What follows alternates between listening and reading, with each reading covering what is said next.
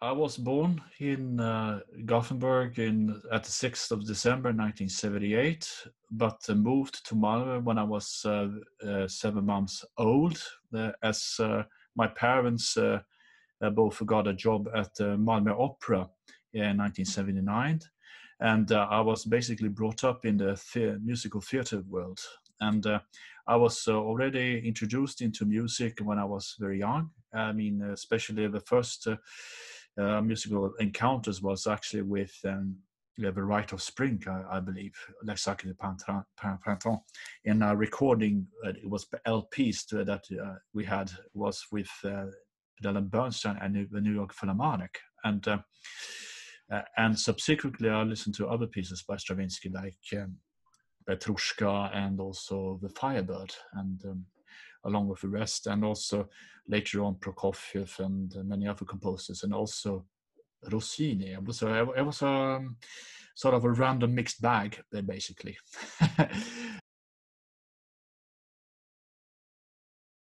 And then I studied musical instruments, like, for instance, I studied first of all cello, and then I studied piano, and also a little bit percussion and drums. And I started to write musical notes when I was quite young, around 7, I believe. I don't know exactly, but wow. I still have a few boxes left from that time, around 2 boxes with several hundred pages of there, where I basically copied out scores that was stashed into my father's study, because he had many scores, for thousands of them, in different genres and different symphonies and cantatas, operas.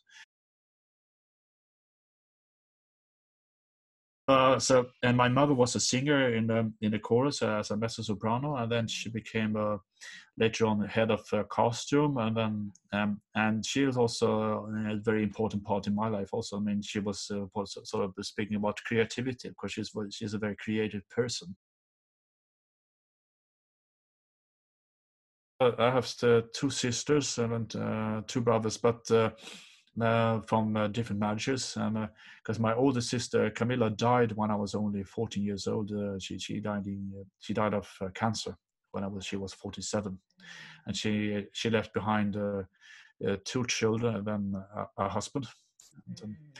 And so which is my niece, and my niece is now a very successful soprano called Julia Sporsén.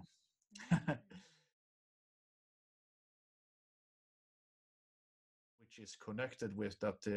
As soon as I hear one pitch, I can tell you what pitch it is. For instance, if it's a note A, ba, that's a note A, exactly. So I can tell it on the piano, because I can hear it straight off. And then also, if I hear a tune, I can automatically imitate it, or create some other tunes from within that modus, whatever. And because when I was singing in choruses, basically in high schools and also even at preschool, I was quite offended when the chorus sang very flat, because I felt sick all the time. I felt like, yeah, if I have to work with music, I should stand it, which was very unbearable experience. I almost puked at one point.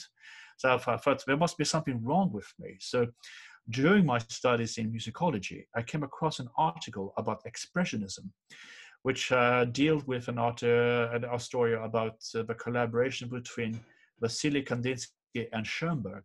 And Schoenberg was also a painter, and Kandinsky saw everything colors. He even wrote a book about colors, which is called "Concerning the Spiritual in the Arts." There he told that when he heard a performance of Wagner's Lohengrin at the Bolshoi Theater in Moscow, he immediately said, "It's in yellow color." And already it popped in my head an idea, or sort of that I saw everything in color. So I have synesthesia, yes. So so the note A is for me yellow color, and the G sharp is red, and the note G is green, and so on. Paul Klee is also did these sort of paintings, and also, and when it comes to thick colors, I immediately think of Mark Rothko for that instance. And So if I get back to the meditation occurs, as you mentioned, it was as a result a commission from an ensemble called Lund's Kammarsolist or Lund's Chamber Solist, which is basically consists of players from both Malmö Opera Orchestra, Malmö Symphony Orchestra, and Helsingborg, and some players in Denmark as well. And it was written together with light design that was supposed to be projected into the entire church room at the Lund's Domkyrka. And it was a performance that contained also other pieces by Pärt and Wojciech Kilar and Sibelius. When I wrote this piece, I was notified about the death of a colleague of mine called Marcus Fjellström, because he apparently passed away at a very young age. And I met him at a festival called Young Nordic Music in Norrköping. And he had his basic concept of he's a sound artist and also making music for video. And so he's basically one of his archetypes was he was using ostinati figures. I mean, sort of minimalistic figures that repeats itself. I mean, so I was triggered to use this kind of make a sort of a horizontal progression of the whole piece, and instead of having new ideas vertically, you evolve things very, very horizontally. And so it becomes a sort of a ground base, and I'm very fascinated by, for instance, not just with water but also with bells, because I love bell sounds. Sure. Apart from that, I can tell you also when I wrote that piece, it's called Tranströmer Songs. When it was first performed, we were already notified that he was winning the Nobel Prize that year. So he was a Nobel Prize laureate, and that because he had been nominated for many years. And so it was about time. It was so the time was very. It became very important. It became sort of a big horse about Tranströmer's works, and I met him in Västerås when a piece was first performed in its original instrumentation, which is basically written for clarinet, bass clarinet, mandolin, guitar, violin, viola, and cello, and alto voice, as a result of a commission from an ensemble called the European Ensemble that is based in The Hague in the Netherlands, where I had a composer in residence back then. I was invited by a conductor and who was then artistic leader for an entire ensemble called Christian Karlsson. So I wanted to write a piece which had a lot of poems, and I knew that I loved Tranströmer, so he asked me if I could write a piece for that kind of instrumentation, which is quite a challenging dynamic group, which consists of 2 wind players and then 2 plucked instruments and then 3 string players. I mean, and it's the same instrumentation as Schoenberg's Serenade, which had another text by Petrarca, which is basically written for a bass voice, or in the original version, but in that version it was performed with a mezzo, so or an alto. But and so I used poems from the Sand Gondola. I think it was 4 poems, I think, and created a drama about the piece. I mean, losing the ability to write poems, because when he wrote that poetry collection, he suffered a stroke, and he was unable to perform piano back as a result. So he could only move with one hand, and I mean, you could see he could move with his left hand very brilliantly.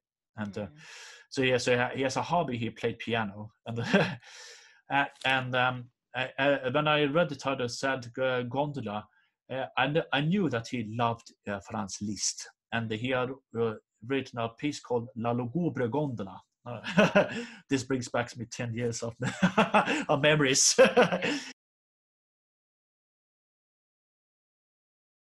I mean, in a memory box somewhere, so stored in the archive. And and Lugubre Gondola was that, and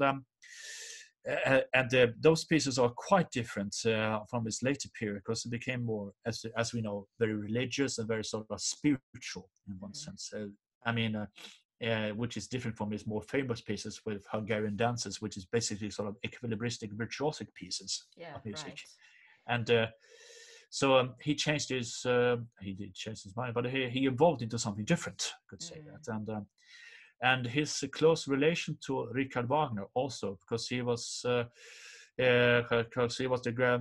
son-in-law, father-in-law actually, to be more correct, and because Richard Wagner married Cosima Wagner, and lived in Venice, and and the chord that starts the entire piece is resembled to the Tristan, not the Tristan chord, but the Parsifal chord, Amfortas wound, actually.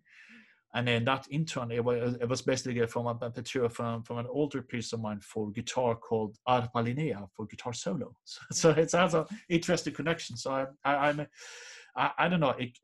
I mean, it's sort of it just happened. This sort of connection, and it all fell into place. So the basic material is based on this chord from a piece which resembles the Parsifal chord in Amfortas wound.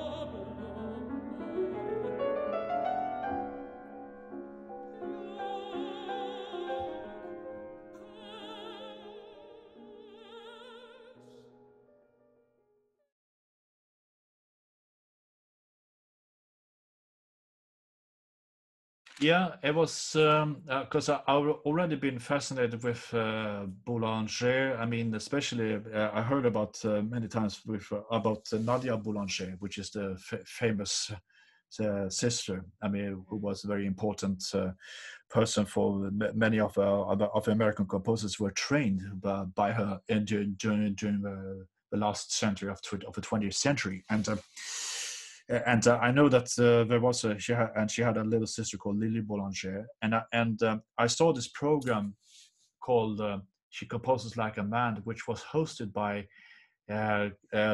conductor and presenter Katrina Winnes, and she told me about she told us about the musical geniuses. It was a part in the program that was told about musical geniuses, and it was about Lili Boulanger, which had a very gripping backstory, and she had an enormous talent, but she had a chronic disease that enabled her to live for very long. She died very young. She died older when she was. That she died at 24 years of age, yes. And her one of her last pieces was actually Dansoir Triste, which really caught my attention, and I listened to that piece and that performance with the Swedish Radio Symphony Orchestra, which was broadcasted in the same evening, I think, or we always put it on SVT Play, but it doesn't matter. But I was fascinated by that piece, and I had heard it many times live also, and I was very sort of fascinated because it had a sort of sad start of it. I mean, there's a sort of the onset was very sort of like a funeral march in that sense. So the basic material is based on the last bars of the piece. Then it is sort of described like sort of like a tunnel vision. I mean, if you end up in a black hole, I mean, you try to get out of that fault. I mean, during that process, you're sort of being confronted with memories in the past that pull you back completely, which sort of like it appears like a sort of a very bright vision, sort of a memory back there, and then it's like, oh, this and that. I became sick, and it could be sort of bad things that happened to you in your past life. I mean, I was bullied, and I was having problems with this and that, all this chaos, and then you try to sort of overcome this. So sort of evil tendencies or negative ideas by moving up to the bright point, or in a black hole, into paradise, more or less. You could say it's sort of an allegory to Dante.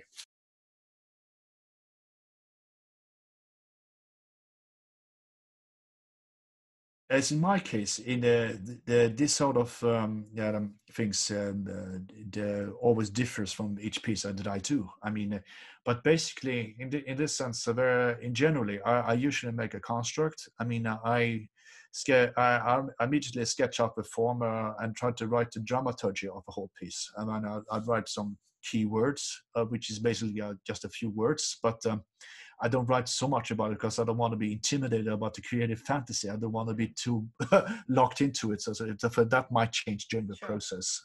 And so you never know what happens with inspiration. But there could be a melodic contour. It could be an instrumentation idea. It could be a chord for that, a chord progression for that sense. I mean, it could be. Because it's basically based on loops. I have made some sort of fragments. I took some fragments from the Dansoir twist and looping them and trying to twist them a little bit and trying to change the pitch or transpose it into different keys, for that matter, to see what happens. I mean, basically. So it's a sort of an exploration or sort of an investigation of the material itself, and to see what becomes from that.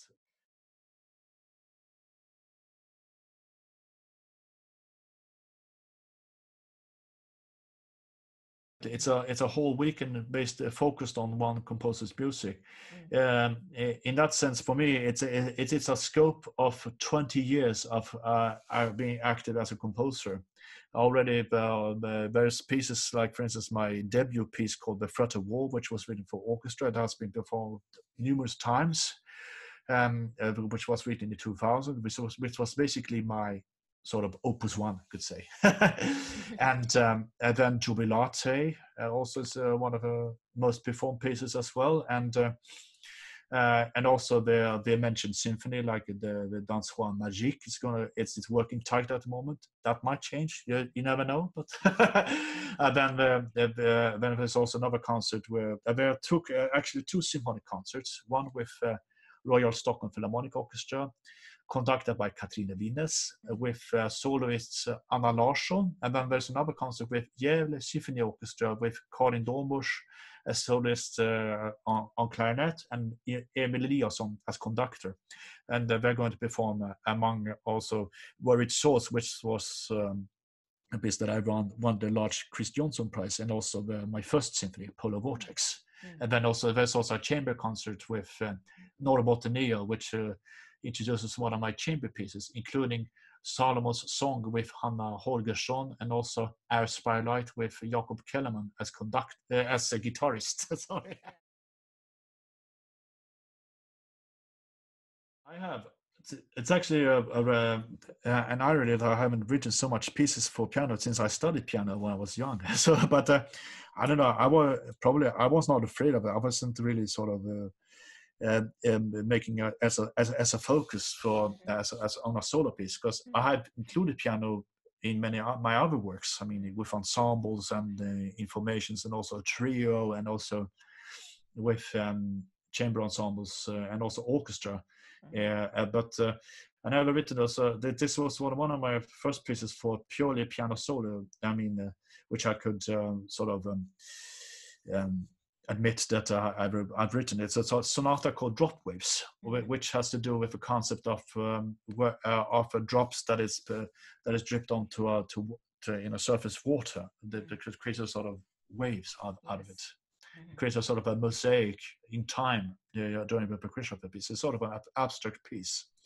It happens quite a lot of things during the process. I mean, it's sort of a meditative process of it. I mean, and it's written for a pianist called Lili Boulanger, which he told me, you can write whatever you want. You can always push my limits. So, okay, you asked for it, so see how it turns out.